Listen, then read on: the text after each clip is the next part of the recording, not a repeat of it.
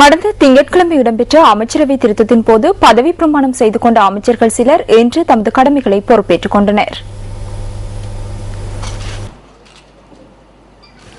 தொழில்நுட்ப ஆய்வு மற்றும் அணுசக்தி அமைச்சர் பாட்டலி சம்பிக்க ரணவுக்கு இன்று தமது அமைச்சின் பொறுப்புகளை ஏற்றுக்கொண்டார்.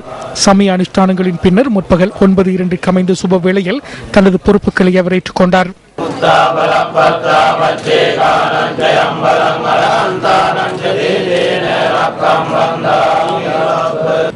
විද්‍යා තාක්ෂණ ශේෂ්ත්‍රය විශේෂයෙන්ම රටක ඉදිරි ගමනට விஞ்ஞானம் மற்றும் தொழில்நுட்பத்துறை ஆகியன விசேடமாக எமது நாட்டின் எதிர்கால பயணத்திற்கு முக்கியத்துவம் வாய்ந்த துறைகளாகும்.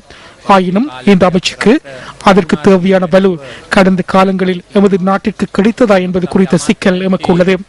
ஆயினும் அமைச்சின் நிதி தொடர்பில் சிந்தித்து பார்த்தால் மொத்த தேசிய வருமானத்தில் 0.04% ஆய்வுத்துறைக்காக ஒதுக்கப்பட்டுள்ளது. நாம் அதற்காக கவலைப்பட போவதில்லை. நாம் இந்த துறையை தொழில்நுட்ப ஆய்வுத்துறையாக மாற்றுவதற்கு நடவடிக்கை எடுப்போம். அதே போன்று நாம் பதவிக்கும் சொத்துக்களுக்கும் எந்த சந்தர்ப்பத்திலும் நியாயமற்ற முறையில் நடந்து கொள்ளவில்லை. அதே போன்று நாம் அமைச்சிலும் செயற்படுவோம்.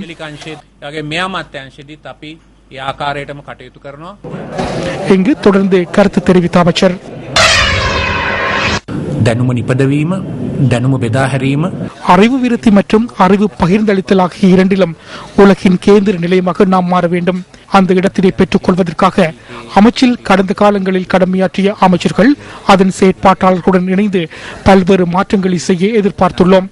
ஆயினும் அவற்றை அரசு துறைக்கும் தனியார் துறைக்கும் பொருந்தும் வகையில் மேற்கொள்ள எண்ணியுள்ளோம். இதேவேளை மின்சக்தி மற்றும் எரிசக்தி அமைச்சர் சட்டத்துறை பவித்ரா வன்னியாராட்சி இன்று தமது அமைச்சு பொறுப்பை ஏற்றுக்கொண்டார். அமைச்சு பொறுப்பை ஏற்றுக்கொண்ட சந்தர்ப்பத்தில் பொருளாதார அபிவிருத்தி அமைச்சர் பசில் ராஜபக்ச உள்ளிட்ட குழுவினரும் அங்கு பிரசன்னமாக இருந்தனர்.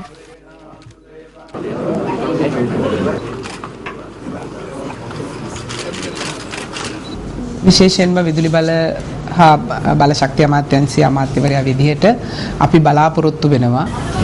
விசேடமாக மின்சக்தி மற்றும் எரிசக்தி அமைச்சர் என்ற ரீதியில் முழு நாட்டினையும் உள்ளடக்கும் வகையில் இந்த நாட்டு மக்களுக்கும் நாட்டில் உள்ள அனைவருக்கும் மின்சக்தியை வழங்க விசேட நோக்காக கொண்டு செயற்பட எதிர்பார்த்துள்ளோம். எதிர்வரும் காலங்களில் மின் உற்பத்திக்கு செலவிடப்படும் தொகையை குறைத்து அதன் பலனை பாவனையாளர்களுக்கு வழங்குவதே எமது பிரதான நோக்காகும்.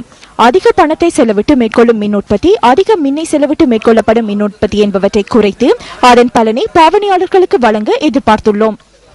විදුලියට යන විශාල මුදලක් වියදම් කරලා විදුලි නිෂ්පාදනය කිරීම අවම කළා.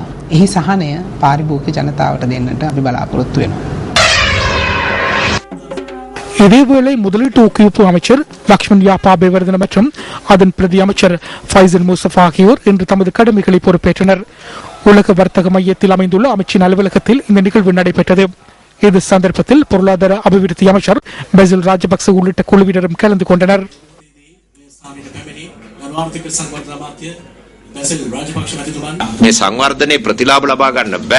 இந்த அபிவிருத்தியால் பிரதிபலன்களை பெற்றுக் கொள்ள முடியாது. முதலீடு என்ற ஒன்றை நாட்டிற்கு கொண்டு வராவிடின் அபிவிருத்தியின் பிரதிபலன்களை மக்களுக்கு கொண்டு செல்வதற்கான இலக்கு நமக்கு இருக்க வேண்டும். நாம் அடிப்படை வசதிகளை செய்துள்ளோம், அதிவேக மார்க்கங்களை அமைத்து வருகின்றோம். இவை அனைத்துடனும் முதலீடுகளை இலங்கைக்கு கொண்டு வருவதற்கான பாரிய தேவை உள்ளது. அதனால் தான் நாம் அமைச்சரவையை புதிதாக அமைத்து இந்த அமைச்சு பொறுப்புகளை வழங்கியுள்ளதாக கருதுகின்றோம். எனவே அந்த சவால்களை ஏற்றுக்கொள்ள நாம் தயாராக இருக்கின்றோம்.